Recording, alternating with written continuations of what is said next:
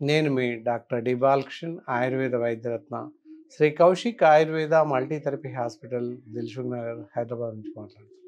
ఈ మధ్య కాలంలో చాలామంది గ్యాస్ట్రైటిస్, గ్యాస్ ప్రాబ్లంతో బాధపడుతున్నారు. యాసిడిటీ ప్రాబ్లంతో బాధపడుతున్నారు. అసలు గ్యాస్ అంటే ఏంటి? గ్యాస్ట్రైటిస్ అంటే ఏంటి? మరి గ్యాస్ లక్షణాలు ఏ విధంగా ఉంటాయి? మరి ఎందువల్ల ఈ ప్రమాదం ఏర్పడుతుంది? తర్వాత ఎలాంటి లక్షణాలు ఉంటాయి? ఫస్ట్ అసలు రాకుండా జాగ్రత్తలు ఏ విధంగా తీసుకోవాలి? గ్యాస్ ట్రబుల్ వచ్చాక మరి ఎట్లాంటి జాగ్రత్తలు తీసుకోవాలి? ఎలాంటి ఆహారం తీసుకోవాలి? అలాగే గ్యాస్ ట్రబుల్స్ వచ్చిన తర్వాత ఆయుర్వేదంలో ఎలాంటి పరిష్కార మార్గాలు ఉన్నాయి? ఇలాంటి విషయాలన్నింటినీ సవివరంగా తెలుసుకుందాం. ఇక్కడ గ్యాస్ ట్రబుల్ అనగానే అందరూ గ్యాస్ ట్రబుల్ ఉంది అని చెప్పేసి అంటుంటారు. 20 మందిలో 18 మంది గ్యాస్ ట్రబుల్ ఉందని చెప్పేసి అంటారు. అలా ఎందుకు అంటారు అంటే అవగాహన లోపం, అవగాహన రాహిత్యం. ప్రతి వాళ్ళు నాకు గ్యాస్ ట్రబుల్ ఉంది, యాసిడిటీ ఉంది అని చెప్తూ ఉంటారు. కాకపోతే వాటి లక్షణాలు వాళ్ళకి ఏం తెలియదు. అపాన్న వాయువులు వెలువడుతూ ఉంటాయి, అంటే విషవాయువులు బయటకు వెళ్ళిపోతుంటాయి యానల్ ద్వారా.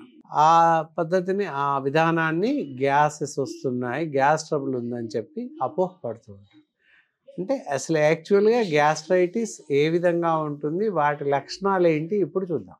కడుపు ఉబ్బరంగా ఉండడం, అంటే టైట్గా ఉండిపోవడం, లేదా గొంతులోకి ఒక విధమైనటువంటి నీరు రావడం. భోజనం చేసినాక 1 గంట 2 గంటలకు హాఫ్ అన్ అవర్ తర్వాతనో గొంతులోకి నీరు రావడం, రిఫ్లెక్షన్స్ ఎక్కువ వస్తుంటాయి. లేదా తీసుకున్న ఆహారం రిఫ్లెక్షన్ పైకి రావడం, లేదా కడుపులో మంటలాగా ఉండడం, ఇలాంటివి సంభవిస్తుంటాయి. ఇలా ఉన్నట్లయితే దీన్ని గ్యాస్ ట్రబుల్, గ్యాస్ట్రైటిస్, కడుపు ఉబ్బరం అని చెప్పేసి అంటాం. మరి ఇవి ఎందువల్ల వస్తాయి అని చూస్తే అజీర్తి సంబంధమైనటువంటి లక్షణాలు.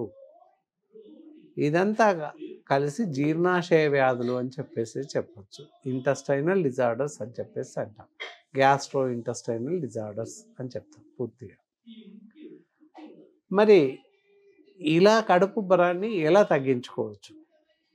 ఏం చేస్తే ఎందువల్ల వస్తుంది ఫస్ట్ చూడాలి. లక్షణాలు ఇవి. మరి ఎందువల్ల వస్తుంది అంటే అసంబద్ధమైనటువంటి ఆహారం, అలాగే భోజనం చేయకపోవడం, అలాగే నిద్రలేమి, సమయాలు లేకుండా నిద్రించడం, లేదా నిద్ర పూర్తిగా పోకపోవడం, ఈ 2 ప్రధాన కారణాలు అవుతున్నాయి. జీవన విధానం కూడా కారణమవుతుంది. అసంబద్ధమైన ఆహారం అంటే వేళ కాని వేళల్లో భోజించడం, ఎప్పుడు ఏదో ఒకటి తింటూ వెళ్ళడం, అది ఎంత మాత్రం కరెక్ట్ కాదు.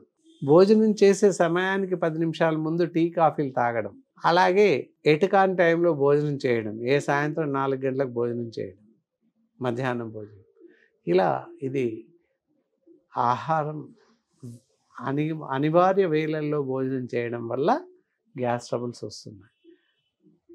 దానివల్ల అజీర్తి సమస్యలు పెరిగి గ్యాస్ ఉత్పన్నమవుతుంది. ఇది ప్రధాన కారణం.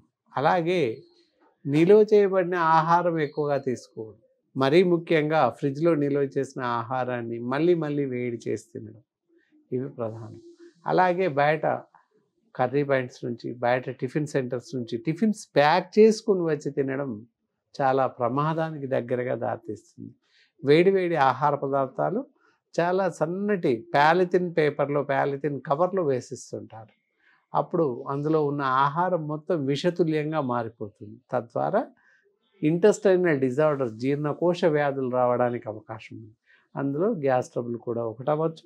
ఇంకా ప్రమాదకరమైనటువంటి వ్యాధులకు దారితీస్తుంది. అలాగే వరుసగా మనం బయట ఆహారం తింటూ వెళ్ళినట్లయితే జీర్ణకోశ క్యాన్సర్స్, ఇంటెస్టైనల్ పాలిప్స్ తయారై జీర్ణకోశ క్యాన్సర్స్ వచ్చే అవకాశం ఉంది. కాబట్టి తస్మాత్ జాగ్రత్త, బయట ఆహారం తినకండి అని చెప్పడం జరుగుతుంది. ఓకే, ఇంకా చూస్తే ఆహారంలో చూస్తే డీప్ ఫ్రైస్, అలాగే జంక్ ఫుడ్స్, బేకరీ ఐటమ్స్, ఇవన్నీ పూర్తిగా మానేయండి. ఇంట్లో తయారైనటువంటి ఆహారాన్ని తీసుకోండి. అది నిల్వ చేసిన ఆహారం అసలు తినకూడదు. ఈరోజు రేపు తినడం, లేదా ఉదయం ఫ్రిడ్జ్లో పెట్టుకొని తీసి మళ్ళీ వేడి చేసి తినడం, అలాంటివి చేయకూడదు. అలాంటివి చేస్తే సమస్యలు మరీ ఉత్పన్నమవుతుంటాయి. మరి ఎప్పటికప్పుడుగా ఫ్రెష్గా తయారు చేసుకొని తినడం ఎంతైనా అవసరం. ఇందాక చెప్పినట్లు పైన ఉదాహరించినటువంటి ఆహార నియమాలన్నీ పాటించండి. డీప్ ఫ్రైస్ తీసుకోకూడదు. అలాగే నాన్ వెజిటేరియన్లో మటన్, పీతలు, ఎండు చేపలు, రొయ్యలు ఇలాంటివి తినకూడదు. చికెన్, ఎగ్స్, ఫిష్ తినవచ్చు. మిగతా అన్ని రకాల కూరగాయలు తినండి, ఎలాంటి ప్రమాదం లేదు. రసాలు, పులుసులు, సాంబార్లు ఇలాంటివన్నీ కూడా తీసుకోవచ్చు, ఎలాంటి సమస్యలు ఉత్పన్నమో. ఆకుకూరలు ఎక్కువగా తీసుకోండి, పాలు పళ్ళు తప్పనిసరిగా తీసుకోండి. ఇలా చేస్తూ ఉన్నట్లయితే గ్యాస్ ట్రబుల్స్ రాకుండా కాపాడుకోవచ్చు. ఒకవేళ కడుపుబ్బరం సమస్య ఉత్పన్నమైంది, కడుపులో మంట తయారైంది, ఇందాక చెప్పినట్టు రిఫ్లెక్షన్స్ వస్తున్నాయి అన్న పరిస్థితిలో మరి ఏం చేయాలి, ఏం చేస్తే తగ్గుతాయి అని చూసినట్లయితే, మనం ఇంట్లో కొత్తిమీరలు, ఎండినటువంటి ధనియాలు, కొరిండియా ధనియాలని తెలుసు, అందరికీ తెలుసు. ఆ ధనియాలు ఒక స్పూన్ తీసుకొని 1 గ్లాస్ ఆఫ్ వాటర్, ఒక గ్లాస్ నీళ్ళు తీసుకోండి, బాగా మరిగించండి. గోరువెచ్చగా ఉన్నప్పుడు ఒక అరకప్పు కాస్త షుగర్ వేసుకొని తాగేసేయండి. కడుపు ఉబ్బరం తగ్గిపోతుంది, కడుపులో నొప్పి తగ్గిపోతుంది, జీర్ణాశయంలో ఉన్న విషవాయువుని తీసేస్తుంది. సో ఇది బెస్ట్. ఇంకొక చిట్కా, అద్భుతమైన చిట్కా గ్యాస్ ట్రబుల్స్కి. పెసర పానీయం అంటాం దాన్ని. ఒక 2 స్పూన్స్ 3 స్పూన్స్ పెసరపప్పు, టీ స్పూన్స్ ఇంత పప్పు తీసుకొని ఒక గ్లాస్ నీళ్ళు వేయండి, మెత్తగా ఉడికించండి, పలసగా చేయండి పానీయంలాగా. ఒక గ్లాస్ టంబ్లర్ ఆఫ్ పప్పు, అందులో కాస్త ఇలాచి పౌడర్ వేయండి, ముందే ఒక ఇలాచి పౌడర్ మంచిగా అందులో ఉడకనిచ్చేసి ఆ పానీయాన్ని తీసుకోండి. షుగర్ పేషెంట్స్ అయితే కాస్త ఉప్పు వేసుకోండి, బీపీ పేషెంట్స్ అయితే శర్కర వేసుకోండి లేదా బెల్లం వేసుకోండి, తాగేసేయండి. ఒకవేళ రెండూ ఉన్నట్లయితే పెసర పానీయాన్ని అలాగే తాగేసేయండి.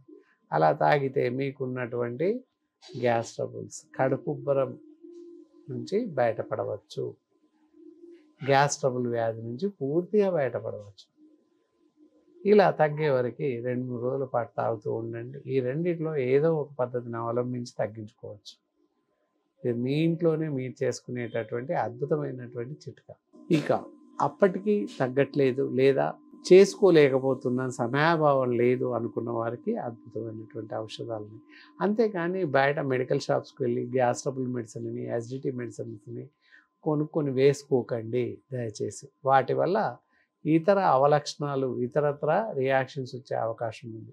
ఎముకలు గుల్లబారిపోవడం, ఎముకలు నొప్పి రావడం, ఎముకలు సన్నబడిపోవడం జరుగుతూ ఉంటుంది. కాబట్టి యాసిడిటీకి, గ్యాస్ ట్రబుల్స్కి మెడికల్ షాప్లో దొరికేటటువంటి గోళీలు తీసుకొచ్చి వేసుకోకండి దయచేసి.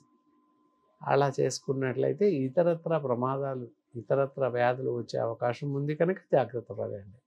అంతేకాకుండా దీనికి కాను అద్భుతమైనటువంటి ఆయుర్వేదంలో వైద్య చికిత్సా పద్ధతులు ఉన్నాయి. అదే గ్యాసాన్ ట్యాబ్లెట్. ఇది వేసుకుంటున్నట్లయితే కడుపులో మంట, కడుపు ఉబ్బరం, గ్యాస్ ట్రబుల్స్ ఇలాంటి సమస్యలన్నింటి నుంచి బయటపడవచ్చు. కాబట్టి ఎవరైనా అవసరం ఉన్నట్లయితే నేరుగా మమ్మల్ని సంప్రదించవచ్చు, వారికి ఈ ఔషధాన్ని అందజేసే అవకాశం ఉంటుంది. ఇంకా ఎలాంటి సమస్యలు ఉన్నా మీరు స్క్రీన్ పైన స్క్రోల్ అవుతున్నటువంటి మా నంబర్కి ఫోన్ చేసి నేరుగా మాతో సంప్రదించవచ్చు. మీ సమస్యల్ని మాతో పంచుకోవచ్చు, వాటికి పరిష్కార మార్గాల్ని మాతో సంప్రదించవచ్చు. సో ఈ కార్యక్రమం మీకు నచ్చిందని అనుకుంటున్నాను. ఈ కార్యక్రమంపై మీ అమూల్యమైనటువంటి సలహాలు, ఇతర సమస్యలు వాటన్నింటిని కూడా వాట్సాప్ ద్వారా మా ఛానల్కి పంపించవచ్చు. ఇక సెలవు, ఉంటాను.